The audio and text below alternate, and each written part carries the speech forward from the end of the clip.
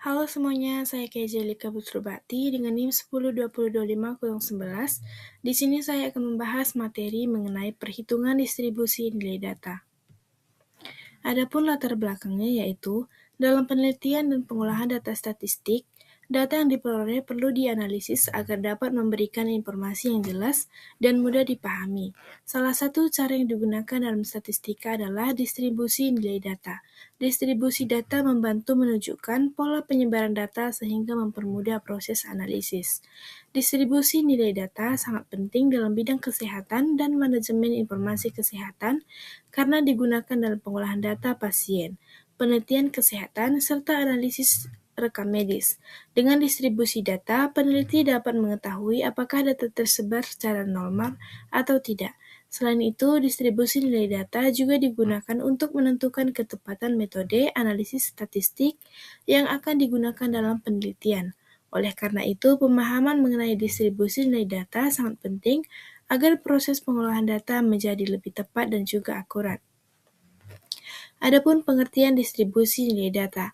Distribusi nilai data adalah penyusunan data ke dalam bentuk tertentu agar data lebih mudah dibaca, dipahami, dan juga dianalisis. Distribusi data membantu menunjukkan bagaimana penyebaran nilai dalam suatu kumpulan data. Distribusi data biasanya disajikan dalam bentuk tabel distribusi frekuensi, diagram maupun grafik sehingga mempermudah proses analisis statistik. Distribusi normal. Distribusi normal adalah distribusi data yang memiliki bentuk simetris menyerupai kurva lonceng. Distribusi normal merupakan distribusi yang paling sering digunakan dalam statistika karena banyak data penelitian mengikuti pola distribusi normal.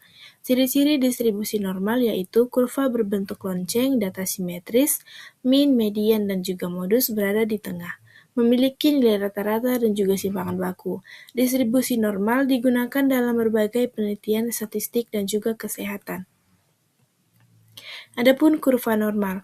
Kurva normal adalah grafik yang menunjukkan penyebaran data distribusi normal. Kurva normal memiliki bentuk lonceng dan simetris antara sisi kiri dan juga sisi kanan. Semakin dekat data dengan rata-rata, maka semakin tinggi kurvanya. Sebaliknya, semakin jauh data dari rata-rata, maka kurva akan semakin rendah. Kurva normal membantu peneliti memahami pola penyebaran data dalam penelitian statistik. Mean atau rata-rata adalah nilai rata-rata dari seluruh data yang diperoleh. Mean digunakan untuk mengetahui nilai tengah suatu data. Adapun rumus mean yaitu X sama dengan rata-rata, EX sama dengan jumlah seluruh data, N sama dengan banyak data. Mean sangat penting dalam distribusi data karena menjadi pusat penyebaran data.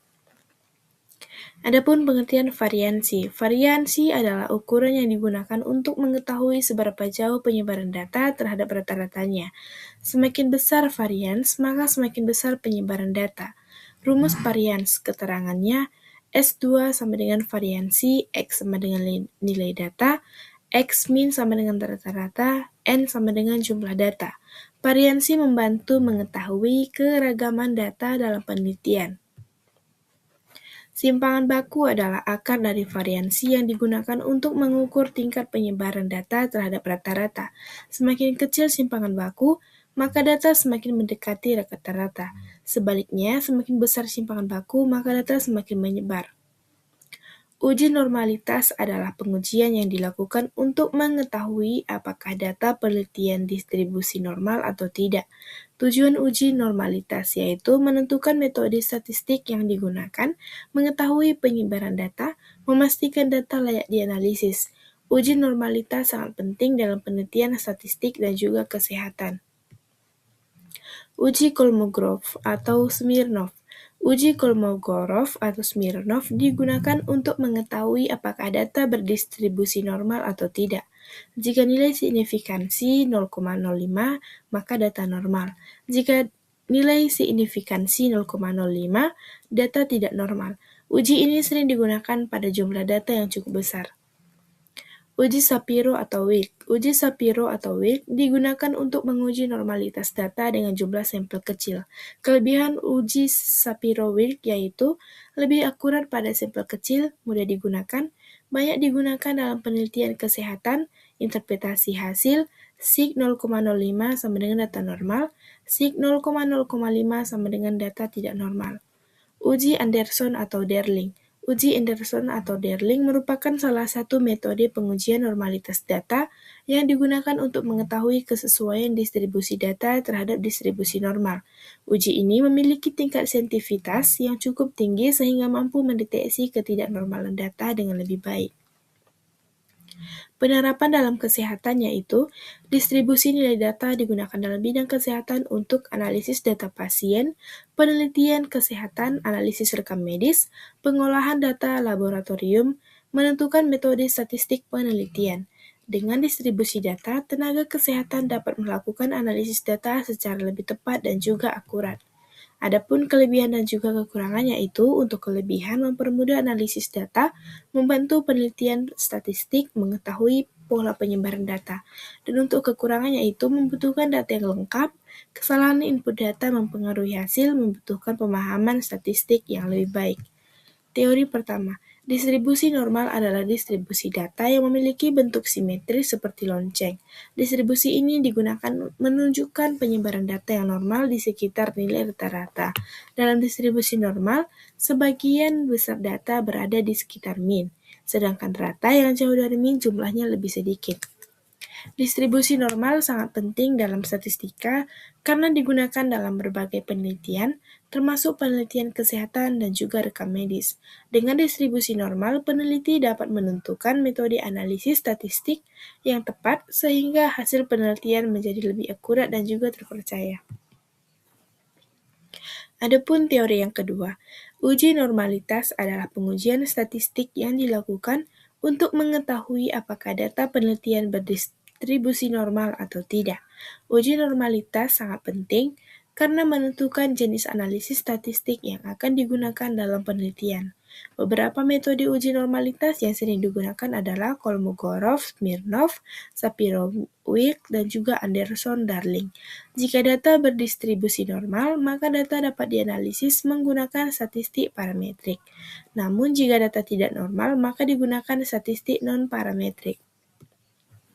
Adapun kasus yang pertama yaitu data tinggi badan pasien memiliki rata-rata 160 cm, apa fungsi min dalam distribusi data? A menentukan jumlah data, B menentukan nilai maksimum, C menentukan nilai rata-rata data, D menentukan frekuensi data, E menentukan median data. Jawaban yang tepat yaitu C menentukan nilai rata-rata data.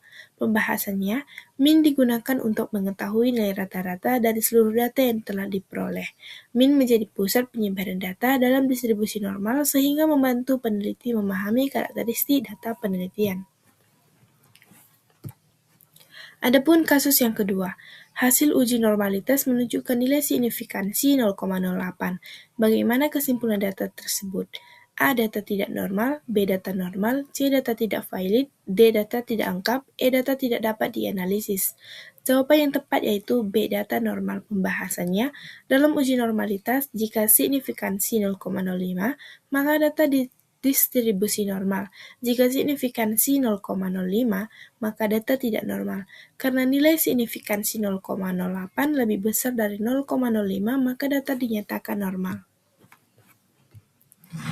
Adapun kasus ketiga, mengapa distribusi normal penting dalam penelitian kesehatan? A. Agar data lebih sedikit, B. Agar data tidak dianalisis, C. Membantu menentukan metode statistik yang tepat, D. Mengurangi jumlah sampel, E. Menghapus data penelitian. Jawaban yang tepat yaitu C. Membantu menentukan metode statistik yang tepat. Dan untuk pembahasannya, distribusi normal penting karena membantu peneliti menentukan jenis analisis statistik yang akan digunakan. Jika data normal, maka dapat digunakan statistik parametrik sehingga hasil penelitian menjadi lebih akurat dan juga lebih terpercaya. Adapun kesimpulan dari materi yang telah saya sampaikan, distribusi nilai data adalah penyebaran data dalam statistika yang digunakan untuk mengetahui pola penyebaran suatu data. Distribusi normal menjadi distribusi yang paling sering digunakan karena banyak data penelitian mengikuti pola tersebut. Dalam penelitian kesehatan dan manajemen informasi kesehatan, distribusi nilai data sangat penting karena membantu pengolahan data pasien, penelitian statistik, dan analisis rekam medis. Dengan memahami distribusi nilai data, proses analisis statistik dapat dilakukan secara lebih tepat, sistematis, dan juga akurat. Sekian presentasi yang dapat saya sampaikan. Saya ucapkan terima kasih.